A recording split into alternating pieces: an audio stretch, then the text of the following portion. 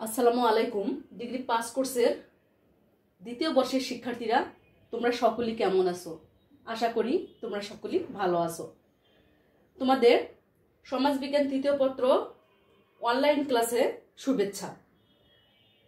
আজকে আমি সমাজবিজ্ঞান তৃতীয় পত্র অর্থাৎ ধ্রুপদী সমাজ চিন্তার অধ্যায় 2 যেটা এরিস্টটল এই অধ্যায় নিয়ে ডিসকাস করব।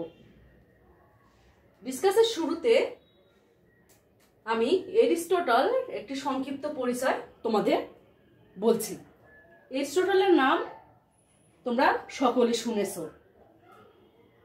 তো এরিস্টটল কে ছিলেন? এরিস্টটল ছিলেন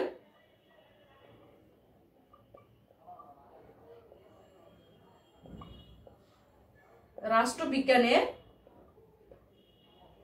জনক এবং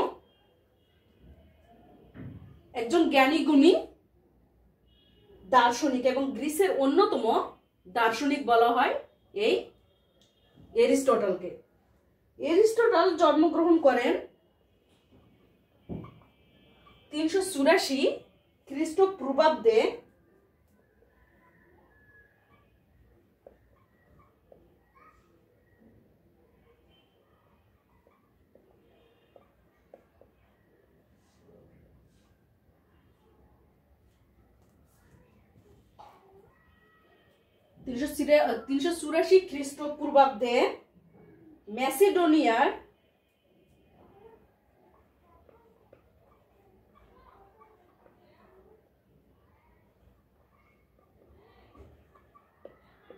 ম্যাসিডোনিয়ার উপকূলবর্তী থ্রেস উপদ্বীপে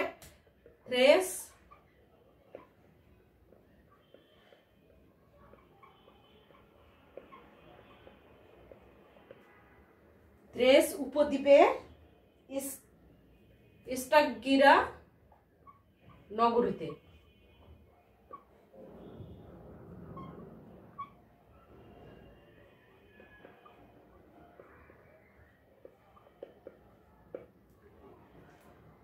রাষ্ট্রবিজ্ঞানের জনক এরিস্টটল 384 খ্রিস্টপূর্বাব্দে গ্রিসের ম্যাসিডোনিয়ার উপকূলবর্তী থ্রেস উপদ্বীপের স্টাগিরা নগরীতে জন্মগ্রহণ করেন এবং এরিস্টটলকে রাষ্ট্রবিজ্ঞানের জনক বলা হয়। এরিস্টটলের শিক্ষক ছিলেন প্লেটো।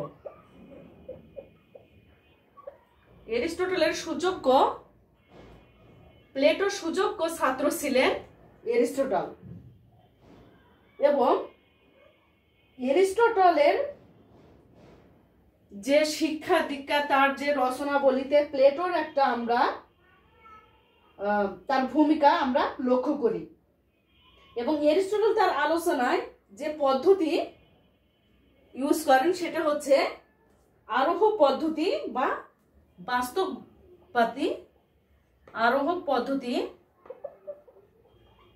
উনি তার দর্শনে আরোহ পদ্ধতি বা বাস্তববাদী পদ্ধতি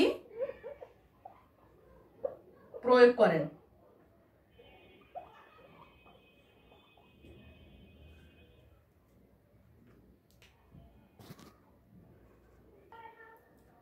এরিস্টটলের বিখ্যাত প্রধান যে গ্রন্থগুলো উল্লেখযোগ্য গ্রন্থগুলো হচ্ছে the politics, the Nicomachean ethics, the logic, the rhetoric, the constitution of Athens. তার মধ্যে তার বিখ্যাত গ্রন্থ সারাযোগ্য গ্রন্থ হচ্ছে দ্য পলিটিক্স এবং এই পলিটিক্স গ্রন্থেই হচ্ছে এরিস্টটল তার দর্শনগুলো তার তত্ত্বগুলো তুলে ধরেন এবং এরিস্টটল প্লেটোর একাডেমিতে যোগ দেন 367 খ্রিস্টপূর্বাব্দে 18 বছর বয়সে। এরিস্টটল রাষ্ট্রচিন্তায় মূল হচ্ছে আর রাষ্ট্রবিজ্ঞানকে এরিস্টটল স্বতন্ত্র একটা মর্যাদা দেন। এই প্লেটো এবং এরিস্টটলের মধ্যে একটা মৌলিক পার্থক্য ছিল। প্লেটো ছিলেন কল্পনা বিলাসী আর এরিস্টটল ছিলেন বাস্তববাদী।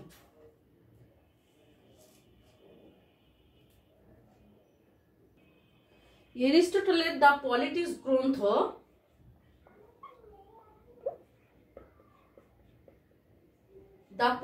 গ্রন্থ 8 খণ্ডে বিভক্ত ছিল। তার পলিটিক্স গ্রন্থ 8টি খণ্ডে বিভক্ত ছিল। এরিস্টটলের আদর্শ রাষ্ট্রের ভিত্তি ছিল নগর রাষ্ট্র।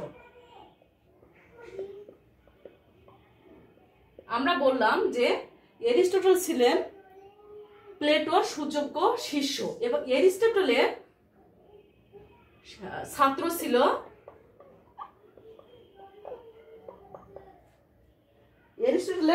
ছিল আলেকজান্ডার দি গ্রেট, মহাবীর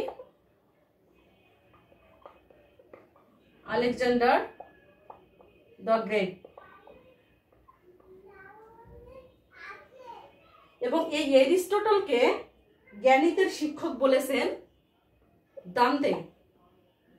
উনি ছিলেন দার্শনিক দান্তে এরিস্টটলকে বলেছেন জ্ঞানীদের শিক্ষক। মানুষ সামাজিক জীব।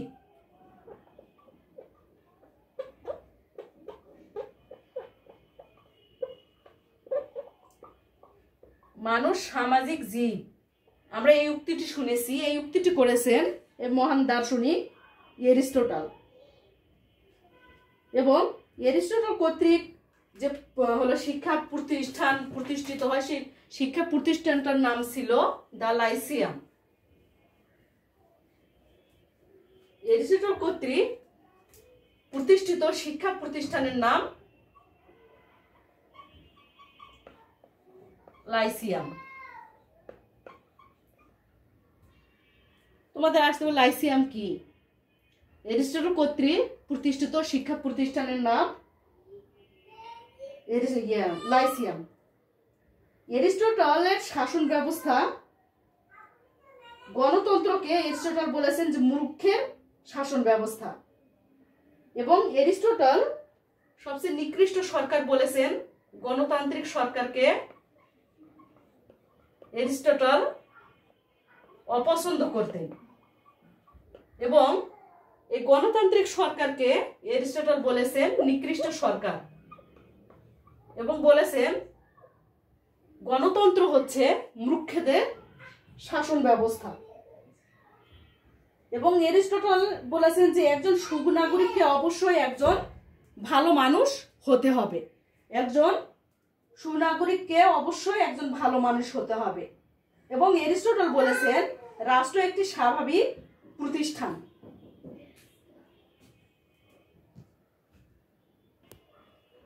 এরিস্টটলের মতে রাষ্ট্রের প্রকৃতি, উদ্দেশ্য ও উৎপত্তি সম্পর্কে বর্ণনা করো। এখন আমরা জানবো এ প্রশ্ন সম্পর্কে। তো এরিস্টটল তার বিখ্যাত গ্রন্থ দ্য পলিটিক্সে এর রাষ্ট্রের উৎপত্তি, দ্য পলিটিক্স গ্রন্থে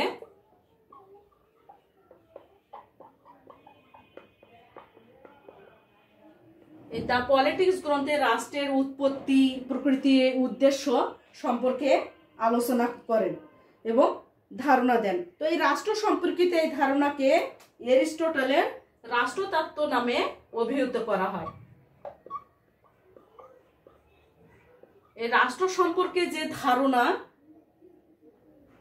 এই রাষ্ট্র সম্পর্কে এরিস্টটলের ধারণাকে রাষ্ট্রতত্ত্ব নামে বলা হয়। তো রাষ্ট্রের উৎপত্তি সম্পর্কে এরিস্টটল যে ধারণা দিয়েছেন, এরিস্টটলের মতে যে একটি নির্দিষ্ট ভূখণ্ডে রাজনৈতিকভাবে সংগঠিত জনসমষ্টি নিয়ে রাষ্ট্র গঠিত হয়। এরিস্টটলের মতে রাষ্ট্রের উৎপত্তি ও ক্রমবিকাশ অত্যন্ত স্বাভাবিক। তিনি রাষ্ট্রকে একটি মানবিক প্রতিষ্ঠান হিসেবে চিহ্নিত করেন। এবং এরিস্টটল বলে রাষ্ট্র একটি মানবিক প্রতিষ্ঠান, রাষ্ট্র কোনো চুক্তি ও জনগণের সম্মতিতে গড়ে ওঠেনি। তাহলে এরিস্টটল কি বলতে চেয়েছে? এরিস্টটল বলেছে রাষ্ট্র একটি মানবিক প্রতিষ্ঠান।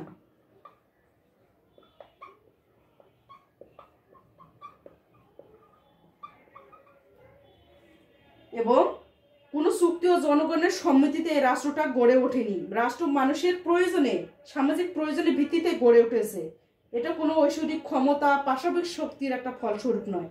মানুষের আদর্শ জীবনযাপনের জন্য রাষ্ট্র একটি প্রয়োজনীয় সংস্থা। এবং মানুষের সমাজ ও মানুষের সমাজ ও রাজনীতি প্রবণতা। রাজনীতি প্রবণতা।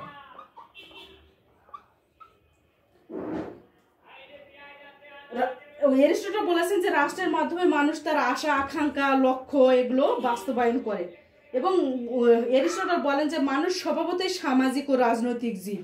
যে মানুষ সমাজে বাস করে না সে হয় পশু না হয় দেবতা।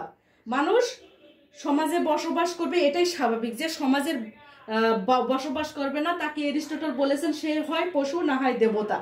সমাজ জীবনের প্রয়োজনে রাষ্ট্রের উদ্ভব হয়েছে এবং উত্তম জীবনের তাগিদে এই রাষ্ট্রটা হচ্ছে চালু করা হয়েছে। এবং এরিস্টটল বলেছেন যে পরিবার তত্ত্ব রাষ্ট্রের উৎপত্তি ধারা সম্পর্কে আরো বেশি ধারণা দেয় তার এই রাষ্ট্রতত্ত্ব। এরিস্টটলের মত অনুসারে মানুষের সংঘবদ্ধ জীবনের প্রথম প্রকাশ ঘটে পরিবারের মাধ্যমে, এবং পরিবারের ক্রমবর্ধমান চাহিদা ও নিরাপত্তার পূর্ণাঙ্গ বিকাশের ফলে রাষ্ট্র ব্যবস্থার উদ্ভব ঘটে বলে এরিস্টটল মনে করেন। এরিস্টটল রাষ্ট্রের উৎপত্তি সম্পর্কে বলেন যে উন্নত জীবনের প্রত্যাশা জন্য মানুষ সবসময় উন্নত জীবনের একটা প্রত্যাশা করে থাকে। মানুষ সবসময়, এরিস্টটল বলেছেন, মানুষ সবসময় উন্নত জীবনের প্রত্যাশা করে থাকে। সমাজের প্রত্যেক মানুষই ভালোভাবে বাঁচতে চায়, উন্নত ও নিরাপদ জীবনযাপন করতে চায় বলে এরিস্টটল মনে করেন। এবং এরিস্টটল বলেছেন যে এই জন্যই মানুষ সমাজবদ্ধ হয়ে রাষ্ট্র গঠন করার একটা উদ্বুদ্ধ হয়, এবং এরিস্টটল মনে করেন উন্নত জীবনের চেতনা থেকেই রাষ্ট্রের উৎপত্তি হয়েছে। এবং এরিস্টটল আরো মনে করেন যে পারস্পরিক চুক্তি ও সম্মতি ক্রমে কিন্তু রাষ্ট্রের উৎপত্তি হয়েছে। ক্ষুদ্র ক্ষুদ্র নগর রাষ্ট্রের জনসমষ্টি একে অন্যের সাথে বা এক গোষ্ঠী অন্য গোষ্ঠীর সাথে সামাজিক চুক্তির মাধ্যমে ঐক্যবদ্ধ হয়ে রাষ্ট্র গড়ে তোলে। যে পারস্পরিক শান্তি এবং নিরাপত্তা বিধানের জন্য ক্ষুদ্র ক্ষুদ্র নগর রাষ্ট্রের মাধ্যমে ঐক্যবদ্ধ সমাজ গঠিত হয় বলে এরিস্টটল মনে করেন।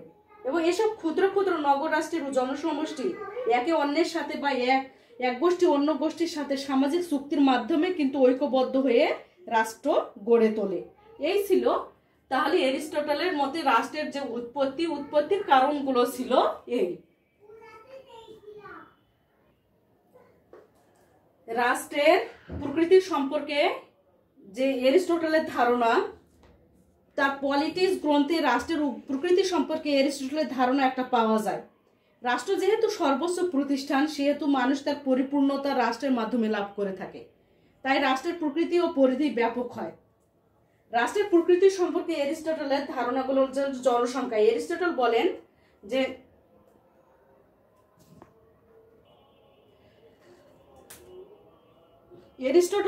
যে রাষ্ট্রের জনসংখ্যা এমন হবে যাতে রাষ্ট্রের নাগরিকরা একে অপরকে চিনতে ও জানতে পারবে।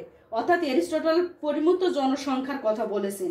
এর ফলে নাগরিকদের পারস্পরিক সম্পর্ক দৃঢ় হবে এবং রাষ্ট্রীয় ঐক্য প্রতিষ্ঠিত হবে বলে এরিস্টটল মনে করেন। এবং রাষ্ট্রের একটা আয়তন একটা মৌলিক একটা ব্যাপার।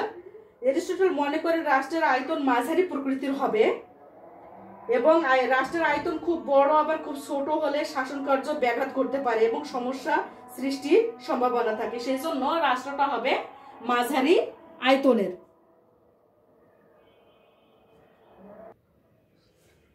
এবং রাষ্ট্রের প্রকৃতি সম্পর্কে এরিস্টটল রাষ্ট্রের ভৌগোলিক অবস্থান বলেছেন যে ভৌগোলিক অবস্থানের দিক থেকে সর্বোত্তম এবং বাস্তবিক রাষ্ট্রের অবস্থান হবে উপকূলীয় এলাকায়। এর মাধ্যমে কি হবে, প্রতিরক্ষা এবং নিরাপত্তা ব্যবস্থার উন্নয়ন করা সম্ভবপর হবে।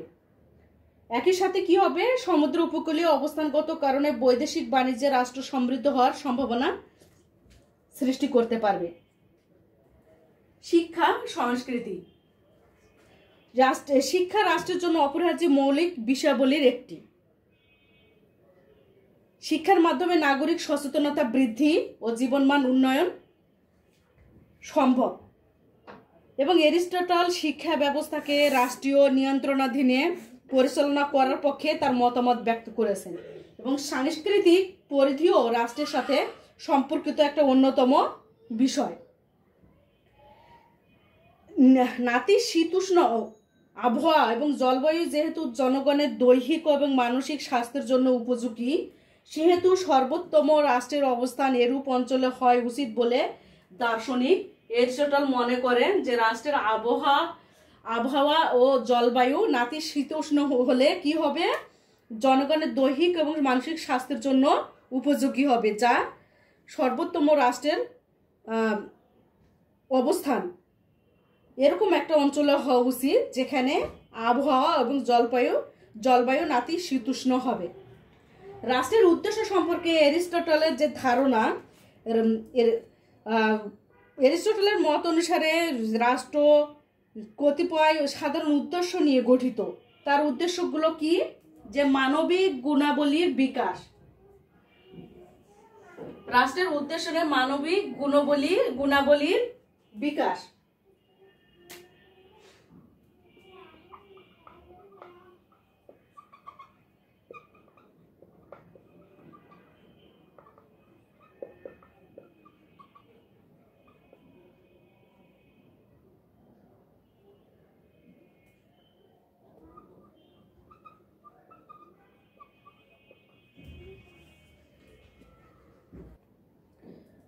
রাষ্ট্রের উদ্দেশ্য সম্পর্কে এরিস্টটল মনে করেন তার যে উদ্দেশ্য সমূহ ছিল সেটা বলছে মানবিক গুণাবলীর বিকাশ। অর্থাৎ কোনো ব্যক্তি রাষ্ট্রের সদস্য হয় তার নিজের কল্যাণ সাধনের জন্য। রাষ্ট্র বহির্ভূত ব্যক্তি বন্য প্রাণীর মতোই।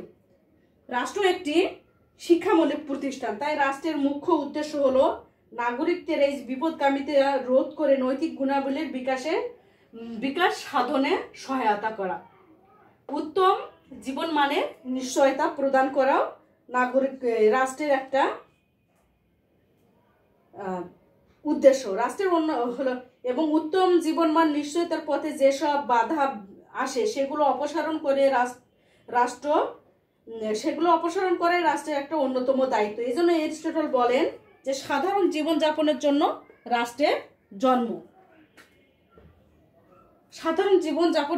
রাষ্ট্রের জন্ম, কিন্তু উন্নত জীবনমান নিশ্চিত করার লক্ষ্য হলো রাষ্ট্রের অব্যাহত একটা অস্তিত্ব। রাষ্ট্রের একটি গুরুত্বপূর্ণ উদ্দেশ্য হলো মানব কল্যাণ সাধন। মানব কল্যাণের মাধ্যমে রাষ্ট্রের তার মর্যাদাকে সমুন্নত রাখতে পারে। আর এই উদ্দেশ্য সাধনের জন্য রাষ্ট্রের মহৎ যে রাষ্ট্রনায়কগণ সর্বদা কি থাকে, রাষ্ট্রচিন্তায় বিভোর থাকেন। মানব কল্যাণের মাধ্যমে কিন্তু রাষ্ট্রের যে অভ্যন্তরীণ সম্প্রীতি সেটা প্রতিষ্ঠা সম্ভব। এবং রাষ্ট্রের আরেকটি উদ্দেশ্য হলো নিরাপত্তা বিধান। রাষ্ট্রের নাগরিকদের অর্থাৎ জনসাধারণের জীবনের নিরাপত্তা বিধান করা রাষ্ট্রের একটি প্রধান উদ্দেশ্য। কারণ একমাত্র রাষ্ট্রের তত্ত্বাবধানে রাষ্ট্রের আশ্রয়ে কিন্তু মানুষ অর্থ সম্পদ ও জীবনের নিরাপত্তা লাভ করতে পারে। তাই প্রত্যেক রাষ্ট্রই জননিরাপত্তা বিষয়ে সর্বোচ্চ গুরুত্ব আরোপ করে থাকে। এরিস্টটল মনে করেন যে রাষ্ট্রের অন্যতম উদ্দেশ্য হলো নারী পুরুষ এক কথা নির্বিশেষে সবাইকে সকলের জন্য শিক্ষার ব্যবস্থা করা। এরিস্টটলের মতে যে একমাত্র শিক্ষার মাধ্যমে এবং এই শিক্ষার মাধ্যমেই কিন্তু শৃঙ্খলাবোধ তৈরি করে উন্নত জীবন গড়ে তোলা সম্ভব। অর্থাৎ শিক্ষার মাধ্যমেই রাষ্ট্র উন্নতির দিকে ধাবিত হতে পারে। তো আমরা বলতে পারি যে রাষ্ট্রের উৎপত্তি, প্রকৃতি এবং উদ্দেশ্য সম্পর্কে এরিস্টটলের যে ধারণা তো অত্যন্ত গুরুত্ববহ। আধুনিক যে রাষ্ট্রতত্ত্ব, এই রাষ্ট্রতত্ত্বে এরিস্টটলের রাষ্ট্রচিন্তা অত্যন্ত একটা ফলপ্রসূ ভূমিকা রাখতে সক্ষম। তো রাষ্ট্র সম্পর্কে তার যে অভিমতের যতই সমালোচনা থাকুক না কেন তা সম্পূর্ণ ভিত্তিহীন নয়। তো জনগণের সর্বাঙ্গীন একটা কল্যাণের জন্যই কিন্তু রাষ্ট্রের উৎপত্তি ও কার্যাবলী আবর্তিত হয়েছে এবং রাষ্ট্র নিয়ে যে এরিস্টটলের চিন্তা ভাবনা তারই রাষ্ট্রতত্ত্বে প্রতিফলিত হয়েছে। এরিস্টটলের সরকারের যে শ্রেণী বিভাগ আলোচনা করো। এরিস্টটল তার বিখ্যাত গ্রন্থ দ্য পলিটিক্সে রাষ্ট্র ও সরকারের মধ্যে সংজ্ঞা এবং শ্রেণীগত যে পার্থক্য সেটা উনি করেছেন। এরিস্টটলের মতে রাষ্ট্র বলতে বোঝায় সকল নাগরিকের সমষ্টি এবং আর সরকার বলতে বোঝায় রাষ্ট্রের শাসন এবং নিয়ন্ত্রণের উদ্দেশ্যে একটা গঠিত সার্বভৌম সংস্থা বা প্রতিষ্ঠান। এরিস্টটল মনে করেন রাষ্ট্র একই উপাদানে গঠিত হওয়ায় রাষ্ট্রের শ্রেণীবিভাগ সম্ভবপর নয়, কিন্তু সরকার ব্যবস্থার শ্রেণীবিভাগ করা সম্ভব বলে মনে করেন। এরিস্টটল মনে করেন যে সরকারের শ্রেণীবিভাগ সম্ভব, রাষ্ট্রের শ্রেণীবিভাগ সম্ভব নয়, কিন্তু সরকারের শ্রেণীবিভাগ করা সম্ভব, এবং তিনি এই উদ্দেশ্যে 154টি রাষ্ট্রের তৎকালীন 154টি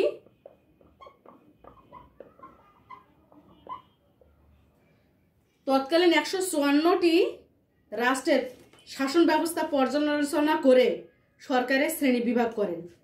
তো এরিস্টটলের যে সরকারের শ্রেণী বিভাগ সেটি বিজ্ঞানসম্মত নীতির আলোকে উনি শ্রেণী বিন্যাসটা করেছিলেন। তো সাধারণত নীতির উপর ভিত্তি করে এরিস্টটলের সরকারের শ্রেণী বিভাগ যে শ্রেণী বিন্যাসটা সেই শ্রেণী বিন্যাস করেছিলেন, একটা উদ্দেশ্য নীতি ছিল আর একটা সংখ্যা নীতি। তো এরিস্টটলের সরকারি শ্রেণী বিভাগ হলো শাসকের সংখ্যা, স্বাভাবিক রূপ, বিকৃতি রূপ, একজনের শাসন, রাজতন্ত্র, স্বৈরতন্ত্র, কয়েকজনের শাসন, অভিজাততন্ত্র, ধনিকতন্ত্র, বহুজনের শাসন,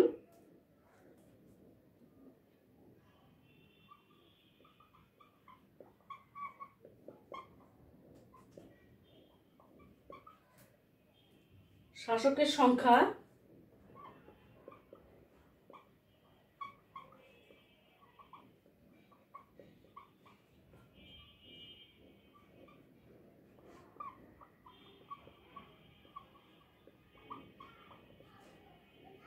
বিকৃতি রূপ।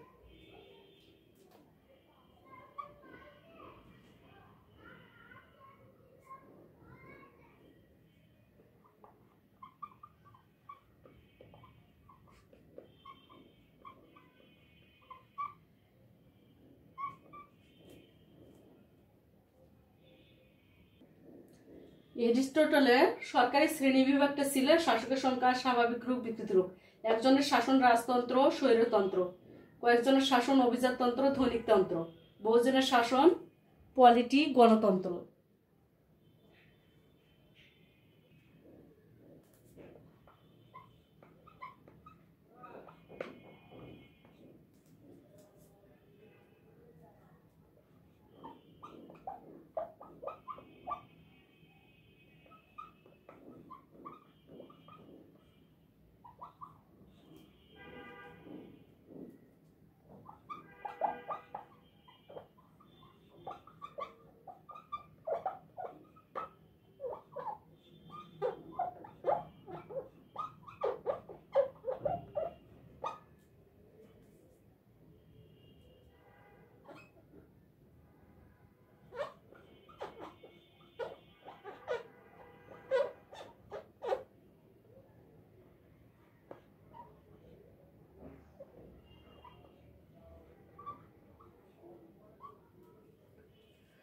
রাজতন্ত্র সম্পর্কে এরিস্টটল বলেন যে রাষ্ট্রের স্বাভাবিক অবস্থায়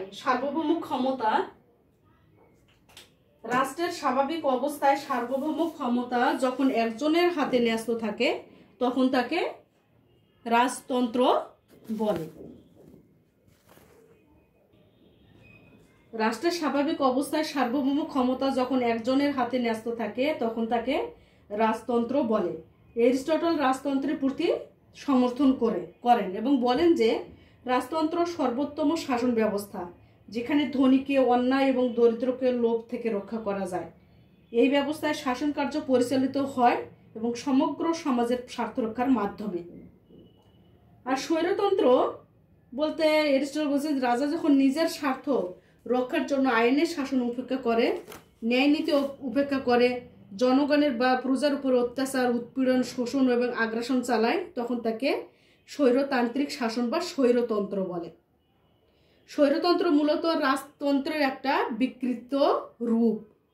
আর অভিজাততন্ত্রটা হচ্ছে রাষ্ট্রীয় ক্ষমতা যদি এমন কয়েকজন ব্যক্তির হাতে ন্যস্ত থাকে যারা সুশিক্ষায় শিক্ষিত, ন্যায়বোধ প্রজ্ঞার অধিকারী, যারা দুর্নীতির ঊর্ধ্বে থেকে রাষ্ট্র পরিচালনায় পারদর্শী এবং যারা জনগণের কল্যাণার্থে জাতিকে নেতৃত্ব দিতে পারেন, তাদের শাসন ব্যবস্থাকে অভিজাততন্ত্র বলে। আর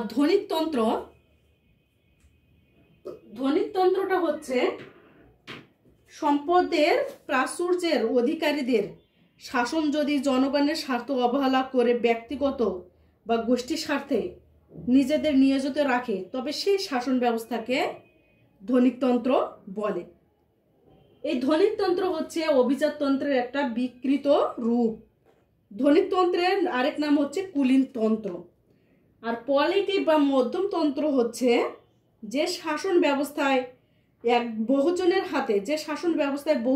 হাতে শাসনভার ন্যস্ত থাকে এবং জনগণের সার্বিক কল্যাণ সাধিত হয়, তাকে মধ্যমতন্ত্র বা পলিটি বলে।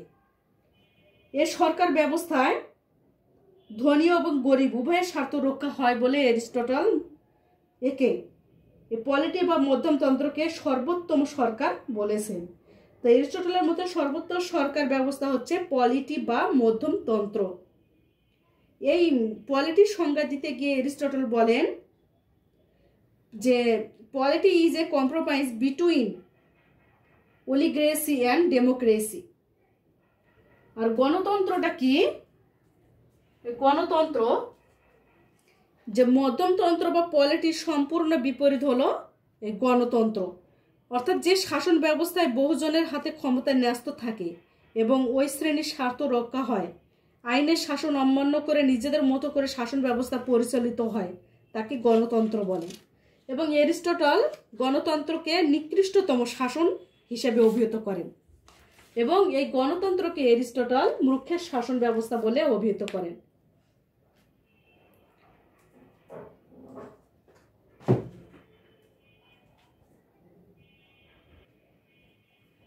সর্বোত্তম বাস্তবসম্মত সরকার। এরিস্টটল বিশ্বের বিভিন্ন রাষ্ট্রের শাসনতন্ত্র পর্যালোচনা করে সর্বোত্তম বাস্তবসম্মত সরকার ব্যবস্থা হিসেবে পলিটি বা এই মধ্যমতন্ত্রকে বেছে নিয়েছেন এবং বিশ্বের বিভিন্ন রাষ্ট্রের শাসন ব্যবস্থায়, যেমন 154টি রাষ্ট্রের উপর গবেষণা করেছিলেন, সেই শাসন ব্যবস্থা থেকে উনি পলিটি বা মধ্যমতন্ত্রকে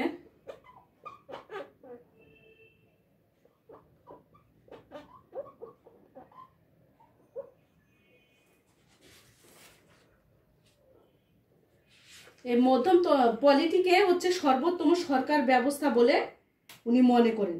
এরিস্টটল মনে করেন যেহেতু মধ্যবিত্ত শ্রেণী ধনীদের উগ্র স্বভাব ও দরিদ্রের দাসস্থিতির যে মনোভাব সেটা থেকে মুক্ত, সেহেতু তারা রাষ্ট্রীয় শাসন কার্য যথাযথভাবে পালন করতে তারা সমর্থ হবে।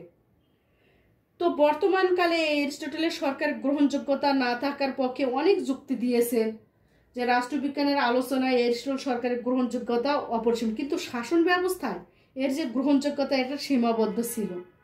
তার কিছু সমালোচনা ছিল, যেমন বলেছে পরিবর্তনশীল এবং যুগোপযোগী নয়। এরিস্টটলের শ্রেণী বিভাগ প্রায় অচল। অনেকে মনে করেছেন যে বর্তমান সময়ে এরিস্টটলের যে শ্রেণী বিভাগ সেটি অচল, কারণ আধুনিক কালে সরকারের রূপ এবং প্রকৃতির যথেষ্ট একটা পরিবর্তন হয়েছে। এই শ্রেণী বিভাগের কোনো পরিবর্তন সাধিত হয়নি এবং আধুনিক সরকারের সাথে এবং যুগের সাথে মিল না থাকায় এরিস্টটলের যে শ্রেণীবিন্যাস, এই শ্রেণীবিন্যাসকে অনেকে অবাস্তব বলেছেন এবং অনেকে বলেছেন যে এরিস্টটলের যে সরকারের শ্রেণীবিভাগ সেটা অস্পষ্ট, অর্থাৎ এরিস্টটল রাষ্ট্রের না সরকারের শ্রেণীবিভাগ করেছেন সেটা নির্দিষ্টভাবে বোঝা কঠিন। এবং এরিস্টটল রাজতন্ত্রের সমর্থন করেছেন, কিন্তু বর্তমান সময়ে বংশানুক্রমিক রাজার শাসন নেই, যদিও কোথাও বিদ্যমান, তাও আবার গণতন্ত্রের অন্তর্ভুক্ত, অর্থাৎ রাজতন্ত্র বর্তমানে নেই। এবং এরিস্টটলে অনেকে বলেছেন এরিস্টটল যে গণতন্ত্রের নিকৃষ্টতম সরকার বলেছেন, কিন্তু এর বিপরীতে সমাজতন্ত্রকে উনি উপস্থাপন করেননি। কিন্তু বিত্তবান বা দরিদ্র শ্রেণীর মাধ্যমে শ্রেণীহীন সমাজ ব্যবস্থাই হলো সমাজতন্ত্র। তো এরিস্টটলের চিন্তায় কোনো শ্রেণীহীন সমাজের স্থান পায়নি। এবং বর্তমান সময়ে রাষ্ট্র ব্যবস্থা হলো জাতীয় রাষ্ট্র। অনেকে সমালোচনা করে বলেছেন যে এরিস্টটল সরকারের শ্রেণীবিন্যাস নগর রাষ্ট্রের প্রেক্ষিতে প্রযোজ্য।